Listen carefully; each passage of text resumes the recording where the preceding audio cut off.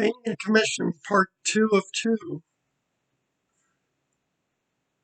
Hello, and welcome to Just Painting for Fun and Money, Part 2.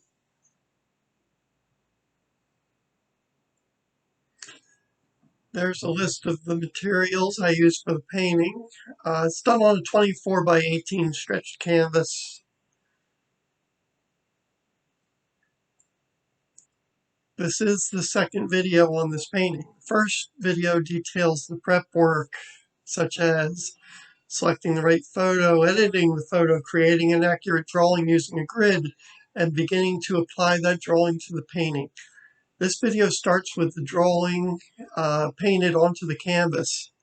Now comes the fun part. Just painting for fun.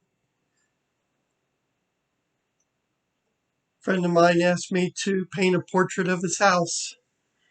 Here's where we are after the first video detailing the drawing method and outlining.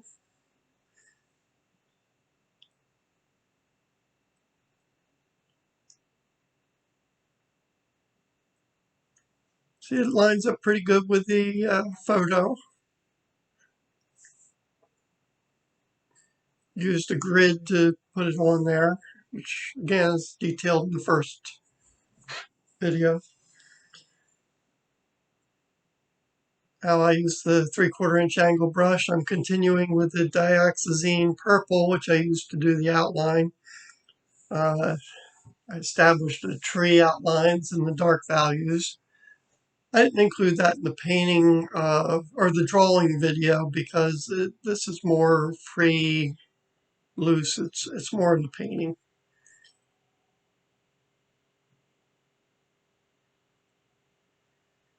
Establish some cloud formations. Switch to the phthalo blue and continue just getting color in the painting right now. Even though this is a commission, I still like to I still like to play with color in my commissions. I think my clients, customers expect that.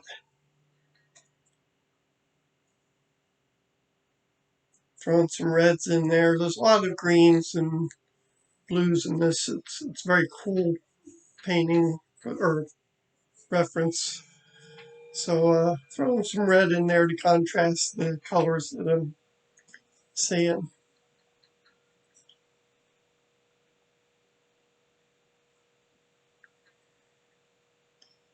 Blow dry that. Add some cadmium red in there. Right now that's yellow oxide going in. Just again adding some color in the background. I'm starting to work the titanium white and blue. That could be a blend of both the blues, the ultramarine and the phthalo blue. Get the sky blue color that I want.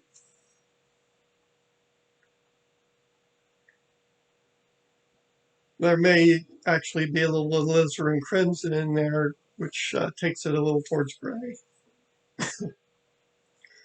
Now the greens, phthalo blue, cadmium yellow. I probably use the hooker's green in there as a base as well.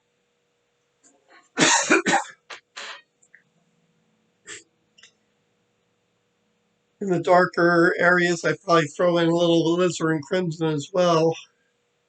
It takes it towards black.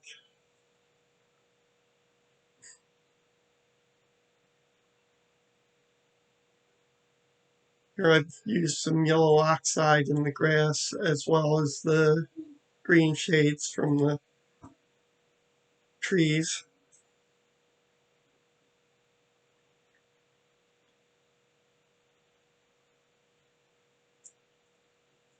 Use some brush strokes to imply grass.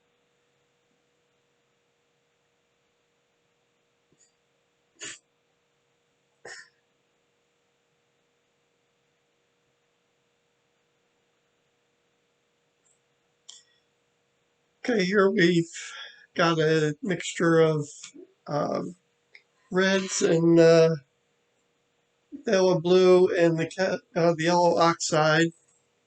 um, create that sort of a greenish color that I'm using for the shadow color in the house.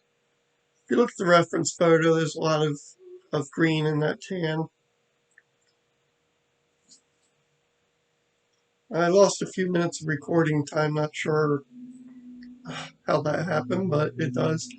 I painted the house its base color, added some white to the color that I was using for the shadow color. The reason I did that with the base color is that it's still a shadow color because the bricks and the wood slats would have shadows, but they're not very deep. So adding the white to it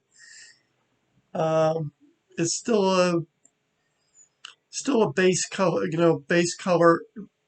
There, I'm putting the warmer or the highlights over it, and they're warmed up a bit with yellow oxide and a touch of cadmium red.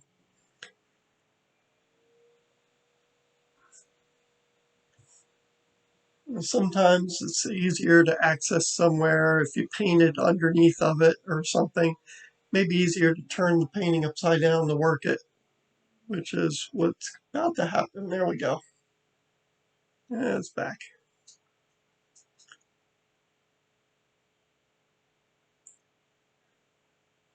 Just putting some highlights in on the walkway, the bricks, the landscape blocks.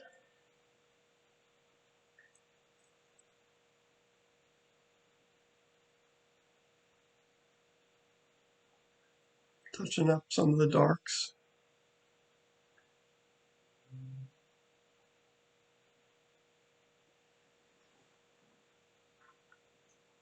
Occasionally mistakes happen.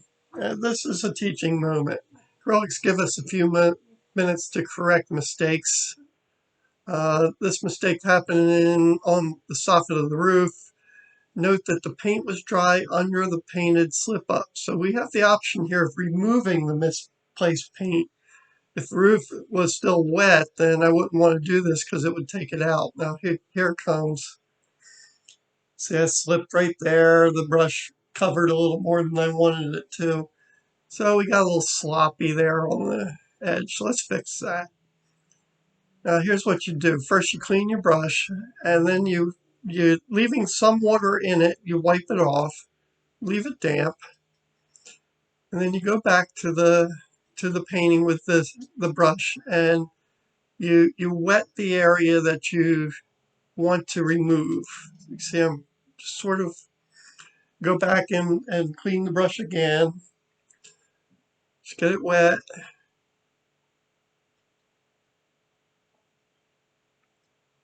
Get the paint wet where you want to take it out. Then go back in with a piece of paper towel and you just wipe it right off. You can only do that for a few minutes with acrylics, and then they dry too well that you can't take them off. Then you just have to paint over it, which is another option. You could just let it dry and then paint over it. Here I'm putting in the grays, which is the base color for the white trim, like around the windows. You see a lot of white there around the windows, and some of the posts in the painting.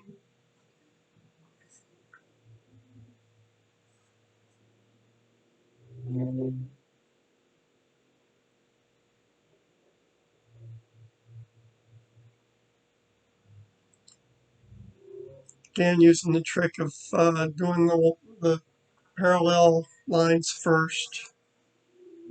Here comes the fun part. This is where the painting gets interesting. And the highlights. You've got the base colors there. See how that just adding those highlights there makes that it sets the positioning of that garage door. We know it sits back a little further than the wall next to it. Spatial relationships become much more evident when you see the highlights come in. The whole thing just makes more sense, becomes more interesting. Now, a lot of beginners will fail to do that. They'll see the garage door is a white garage door and they'll paint the whole thing white instead of realizing that half of it's in shadow in this case. And the shadow's interesting. Same thing with the house. They may not see that the overhangs create those deep shadows.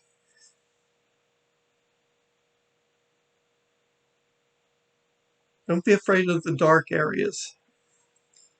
I'm going back into the sky, create a little more interest there with a little more uh, color and uh, redefining some of the clouds. Now here, looking at the photo, you wouldn't know it, but the house is actually more of a reddish tan than it appears in the photo. In the photo, it looks it's actually kind of a complex tan. So I use the greenish color as my shadow color, and then I'm going in to do the highlights. Even in the shadows, there's highlights. You can see it there in the one in my hand, actually, that the color is actually closer to this sort of a reddish tan.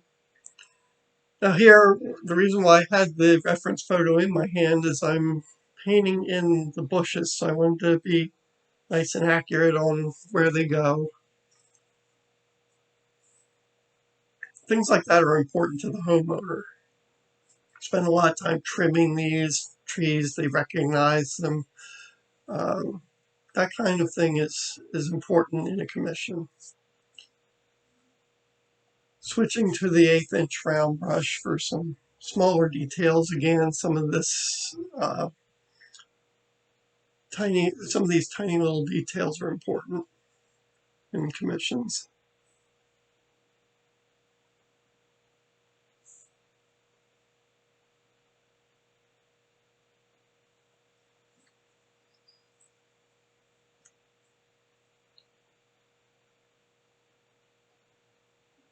That rosy pink's a mixture of alizarin crimson, yellow oxide, and actually some phthalo blue and white. A little tiny bit of phthalo blue. That takes it towards gray. That's what gives it the dusty rose color.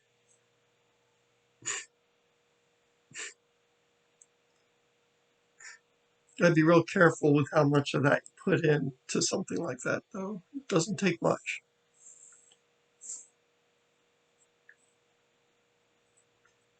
Adding some highlights in the trees.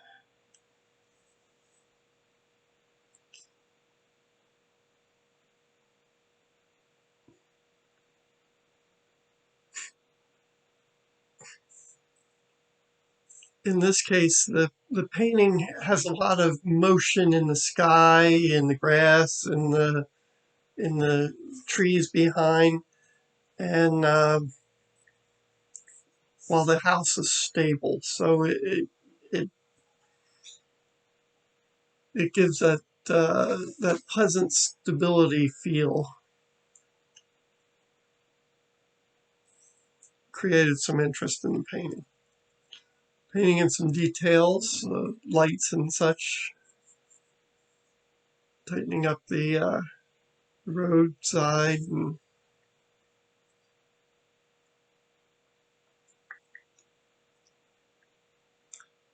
time to sign it. Thanks for watching.